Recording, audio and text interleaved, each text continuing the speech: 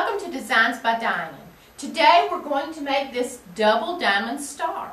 Come along and let's get busy quilting. This is the quilt that I've designed for us today. It is about a full-sized quilt. It's 4 blocks across and 5 blocks down, so we'll need a total of 20 blocks. But which one is the block? This is one of the blocks that we're going to make. We're going to look at it a little bit closer so that we can see where to start our quilt and then work our way out. This is one block. It is made up of corner squares and then half square triangles. You've got some that are green and red, some that are red and cream, and some that are cream and green. So you have to get them in the right order in order to have the 4 light colored diamonds and the 4 dark red diamonds going in the right shape. Now this inner square, the square within the square, these 4 pinwheels that do this, we're going to make this unit first and make it lie down very flat in the middle. Then we'll make this unit up here and this little unit down here and attach them. Then we'll make these long units on the side and fold them over and sew them on. When we get all our blocks together, then we'll work on our sashing and our cornerstones. To know how to make our block unit, we have to know the sizes of these cornerstones and of these half square triangles. Each one will be a finished 3 inches. And so that I can keep up with that, I've printed just the outline of the block. Each square of this block, you've got 4 across and 4 down. Each one will wind up a finished 3 inches. So before you sew it together, there'll be 3.5 inches. That ½ inch will be taken up in your 1/4 inch seams. For these half square triangles, I'm going to show you 2 different methods. But the method that seems to be the easiest for beginners, we're going to cut strips 2 3/4 inches wide of each color we need, and then sew them together down one side and then down the other side so that we have a tube. And then we're going to use a special ruler and cut out our half square triangle units that are already sewn together. So that will be easy. The biggest thing will be making sure you get them in the right order and the right orientation to each other. Now on our larger pattern, get this where you can see it, we have a few other things we need to know about. We've got these sashing strips in between and these little cornerstones. I make me up another one that has little arrows pointing to them. This is all I need to do a quilt. It shows me that the cornerstones and the sashing are going to be 3-inch finished strips, pieces, which means I have to cut them 3.5 inches. It shows me that these half square triangles will be 2 3/4 inch strips for the tubing. And then these corner pieces will be 3-inch finished. My outer border is 5-inch finished, so we're going to cut it 5.5.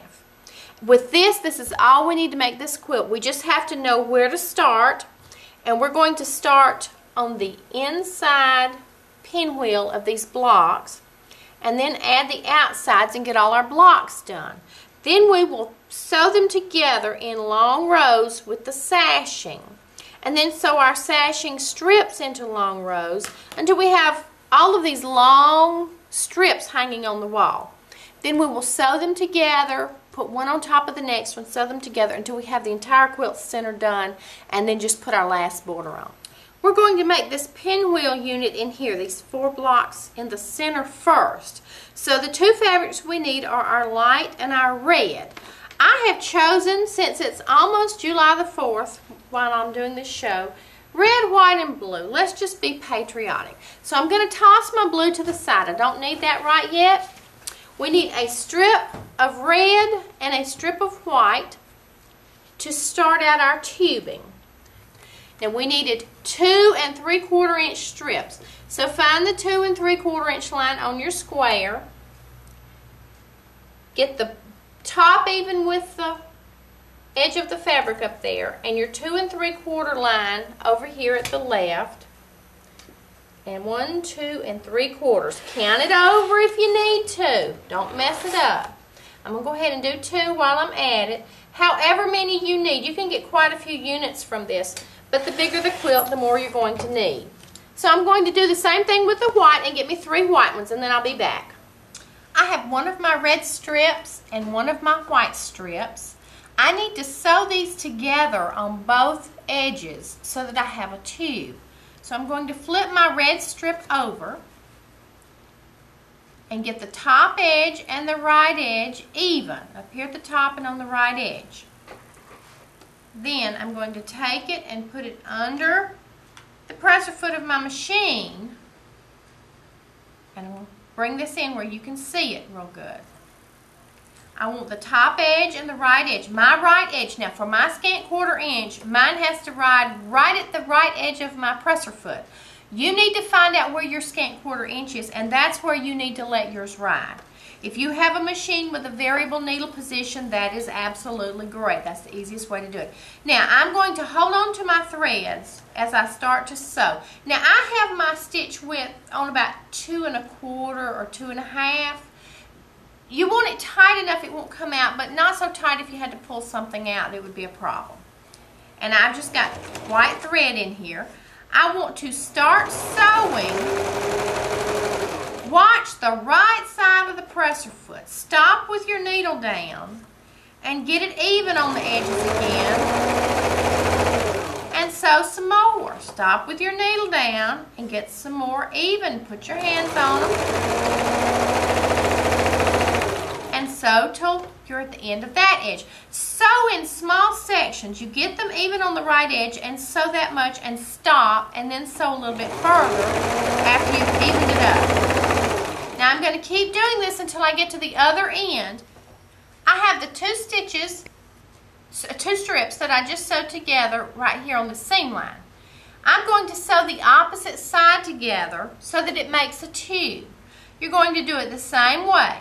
Get the top edges like they should be. Now they may not be even on the top this time, but wherever they wound up from the other direction.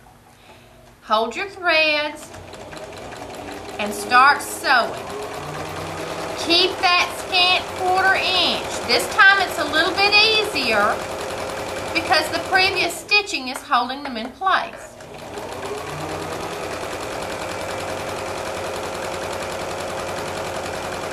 This is a good time to check your cutting also. If your strips are not even on the opposite side, you may not be cutting as accurately as you think you are.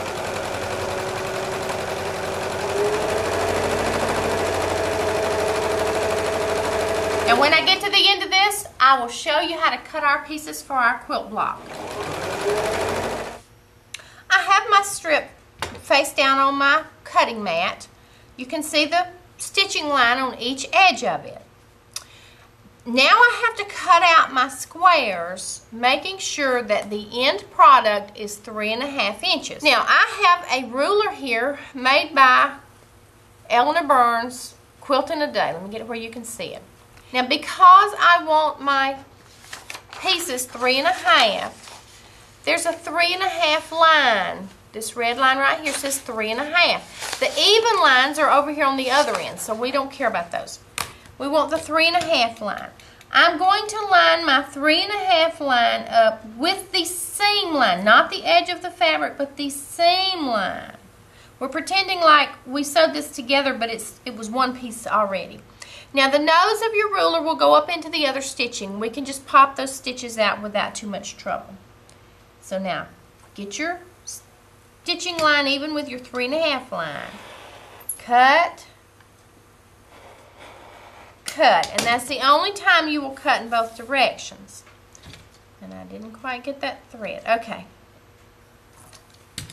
When you're done, you can just kind of jiggle these a little bit. Don't stretch them hard. And you open it up and you have a perfect half square triangle. Now we need 4 for our block, so I'll cut 3 more right quick, and then I'll show you the other method and we'll get started making our pinwheel.